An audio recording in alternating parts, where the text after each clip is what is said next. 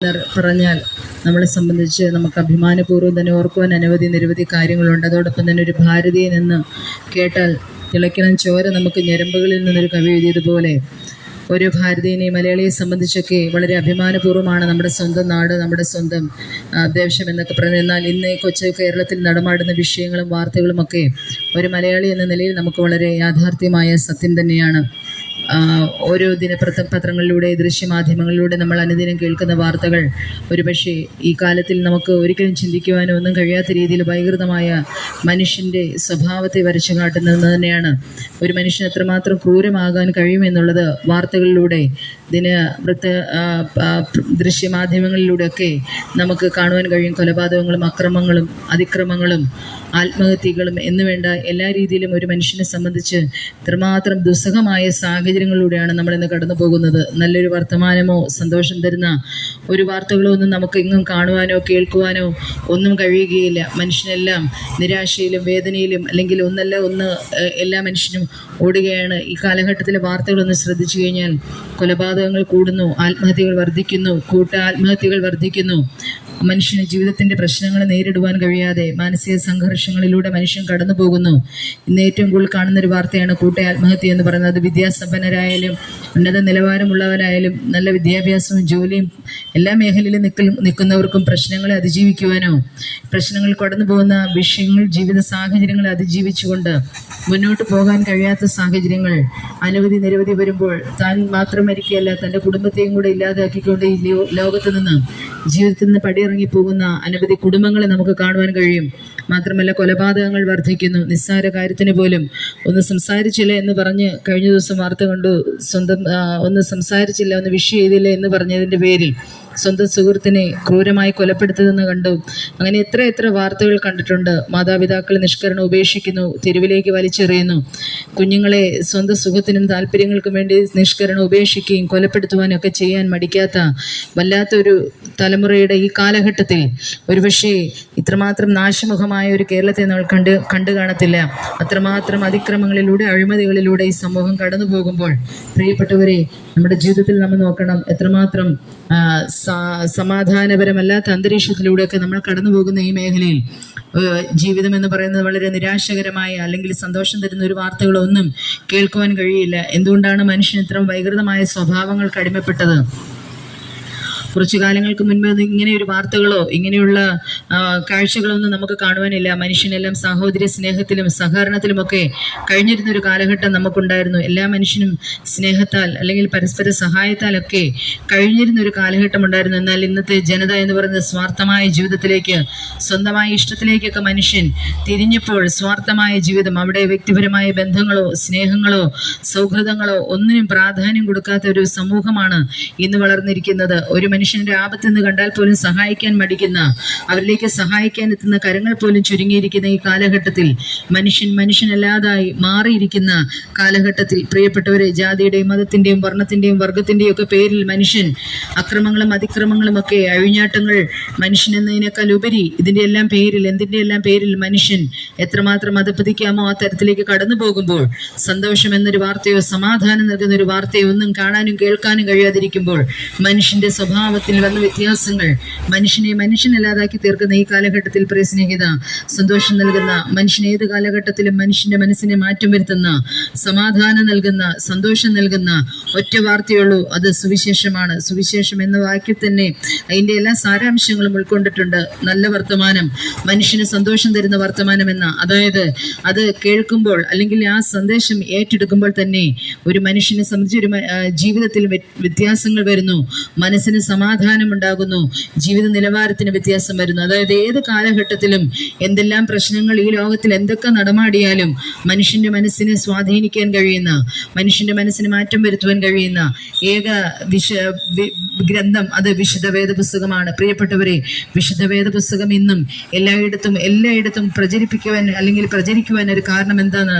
അനേക പുസ്തകങ്ങൾ ഇന്നും ഷെൽഫുകൾക്കുള്ളിൽ മാത്രം ഒതുങ്ങുമ്പോൾ വിശുദ്ധ വേദ പുസ്തകം ദിനം പ്രതി അനേകരിലേക്ക് എത്തുവാനുള്ള കാരണം എന്ന് പറയുന്നത് മനുഷ്യന്റെ മനസ്സിനെ സ്വാധീനിച്ച, മനുഷ്യന്റെ ജീവിതത്തെ സ്വാധീനിക്കാൻ കഴിയുന്ന, മനുഷ്യന്റെ മനസ്സിനെ സ്വാധീനിക്കുവാൻ കഴിയുന്ന, മനുഷ്യന്റെ മനസ്സിന് മാറ്റം വരുത്തുവാൻ കഴിയുന്ന ഒറ്റ സന്ദേശമാണ് സുവിശേഷത്തിലുള്ളത്. അത് കർത്താവായ യേശു ക്രിസ്തുവിനെ കുറിച്ച് കുറിച്ചുള്ള സന്ദേശമാണ്. കാരണം യേശു ഈ ഭൂമിയിലേക്ക് വന്നത് മനുഷ്യന് വേണ്ടിയാണ്, മനുഷ്യനെ സ്നേഹിക്കാനാണ്, മനുഷ്യന്റെ പ്രശ്നങ്ങൾക്ക് വേണ്ടിയാണ്. അങ്ങനെയെങ്കിൽ മനുഷ്യൻ ഇന്ന് അനുഭവിക്കുന്ന സകല പ്രശ്നങ്ങൾക്കും, എല്ലാ പ്രശ്നത്തിന്റെയും ആധികാരികമായ കാരണം, ഒരു മനുഷ്യൻ ഇത്രമാത്രം നീച പ്രവർത്തനങ്ങൾ ചെയ്യുവാനുള്ള ആധികാരികമായ കാരണം എന്ന് പറയുന്നത് എല്ലാ മനുഷ്യന്റെ ഉള്ളിലും കൂടിയിരിക്കുന്ന പാപ സ്വഭാവമാണ്. ദൈവത്തിൽ നിന്ന് അകന്നുപോയ മനുഷ്യനാണ് തീർച്ചയായിട്ടും പാപത്തിന്റെ സ്വഭാവങ്ങളിലേക്ക്, ഇത്രമാത്രം ക്രൂരമായ സ്വഭാവങ്ങൾക്ക് വിധേയപ്പെടുന്നത്. അങ്ങനെ വിധേയപ്പെടുന്ന ഒരു മനുഷ്യന് മാത്രമേ ക്രൂരമായ കൃത്യങ്ങൾ ചെയ്യുവാനും മനുഷ്യത്വമില്ലാത്ത രീതിയിൽ പെരുമാറുവാനും ഒക്കെ കഴിയുകയുള്ളൂ.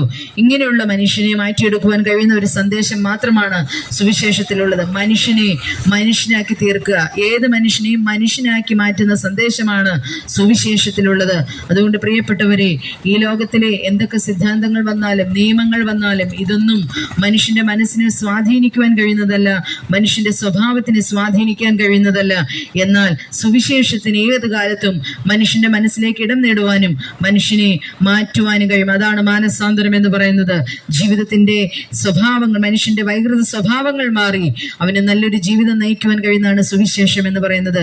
പ്രിയപ്പെട്ടവരെ, അതുകൊണ്ട് സുവിശേഷ സന്ദേശത്തിന്റെ കാതലായ സത്യം, യേശു ഈ ഭൂമിയിലേക്ക് വന്നതും മനുഷ്യന് വേണ്ടി ജീവിച്ചുവെന്നും മനുഷ്യന് വേണ്ടി മരിച്ച് ഉയർത്തെഴുന്നേറ്റ് ഇന്നും മനുഷ്യന് വേണ്ടി ജീവിക്കുന്ന ഏക വ്യക്തി കർത്താവായ യേശു ക്രിസ്തു മാത്രമാണ്. അങ്ങനെയെങ്കിൽ പ്രിയപ്പെട്ടവരെ, മനുഷ്യനെ മാറ്റം വരുത്തുവാൻ കഴിയുന്ന, മനുഷ്യന്റെ ജീവിതത്തിൽ ഇന്ന് അനുഭവിക്കുന്ന എല്ലാ സ്വാഭാവികമായ പ്രശ്നങ്ങൾക്കും പരിഹാരമായ പാപമെന്ന സ്വഭാവവും മനുഷ്യന്റെ മനസ്സിൽ നിന്ന് ജീവിതത്തിൽ നിന്ന് തുടച്ചു മാറ്റി അവനെ നേർവഴിയിലേക്ക് നയിക്കുന്ന സത്യ സുവിശേഷത്തിൽ നിങ്ങൾ വിശ്വസിക്കുക. കാരണം യേശു അതിൽ പറയുന്നു, യേശു മനുഷ്യനെ സ്നേഹിക്കുന്നു.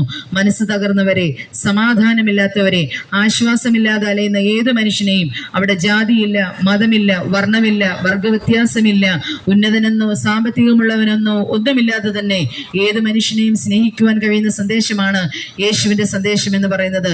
യേശുവിന്റെ സന്ദേശം എവിടെയെല്ലാം എത്തിച്ചേർന്നിട്ടുണ്ടോ അവിടെയെല്ലാം മനുഷ്യന് മാറ്റം വന്നിട്ടുണ്ട്. ഏതെല്ലാം സാഹചര്യങ്ങളിൽ കിടക്കുന്ന മനുഷ്യനെയും, ജീവിതത്തിൽ തകർന്നടിഞ്ഞു കിടക്കുന്ന മനുഷ്യനെയും, ജീവിതത്തിന്റെ നിലവാരങ്ങളിൽ ഏറ്റവും പിന്നോക്കം നിൽക്കുന്ന, അതായത് നിസ്സഹായനായി കിടക്കുന്ന മനുഷ്യനെയും, സഹായമില്ലാതെ കിടക്കുന്ന മനുഷ്യനെയും സ്നേഹത്താൽ മാടി വിളിച്ച യേശുവിന്റെ സന്ദേശം പ്രിയപ്പെട്ടവരെ മനുഷ്യന്റെ ഒരു ആശ്വാസമാണ്. നമ്മുടെ ജീവിതത്തിൽ ഇന്ന് മനുഷ്യനെല്ലാം ഒറ്റപ്പെടലിന്റെ അനുഭവത്തിലൂടെ കടന്നു പോകുന്ന അനേകരുണ്ട്, നിരാശയിലൂടെ കടന്നു പോകുന്ന അനേകരുണ്ട്.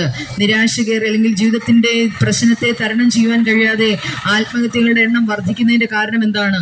ഒരുപക്ഷെ നമുക്ക് മറ്റുള്ളവരുടെ വേദനയൊന്ന് പങ്കുവെക്കാനോ, മറ്റുള്ളവരുടെ പ്രശ്നം എന്തെന്നോ ചോദിക്കാനോ അറിയാനോ അവനെ ഒന്ന് ആശ്വസിക്കാനോ ഒരു മനുഷ്യനും സമയമില്ലാതിരിക്കുമ്പോൾ പ്രിയപ്പെട്ടവരെ, ഒറ്റയ്ക്ക് നിൽക്കുന്നവരെയും ജീവിതത്തിന്റെ നിരാശയിലേക്ക് കഴിയുന്നവരുടെയും അടുത്തേക്ക് യേശുവിന്റെ സ്നേഹം തേടി ചെന്നിട്ടുണ്ട്. അവരെ കർത്താവ് ആശ്വസിച്ചിട്ടുണ്ട്. അങ്ങനെയെങ്കിൽ മനം തകർന്നു നിൽക്കുന്നവരോട് ഞങ്ങൾ പറയുന്നു, നിങ്ങൾക്ക് സന്തോഷകരമായ ഒരു വർത്തമാനമുണ്ട്.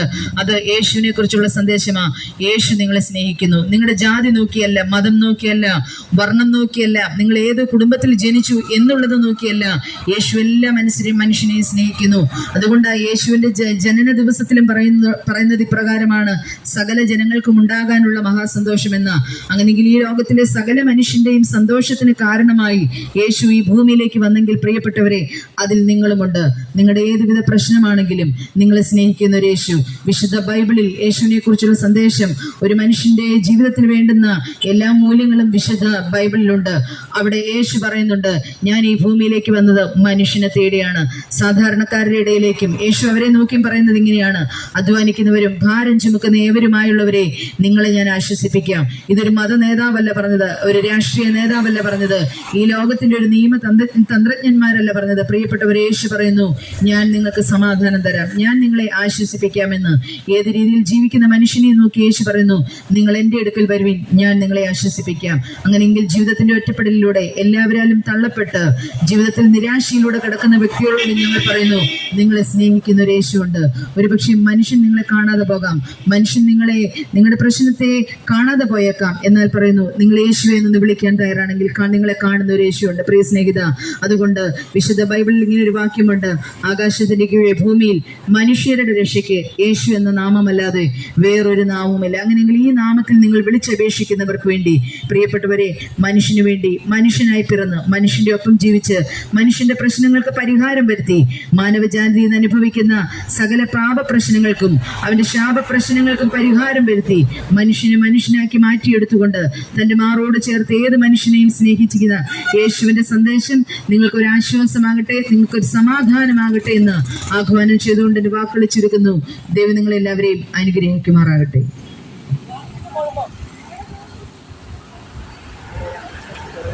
네.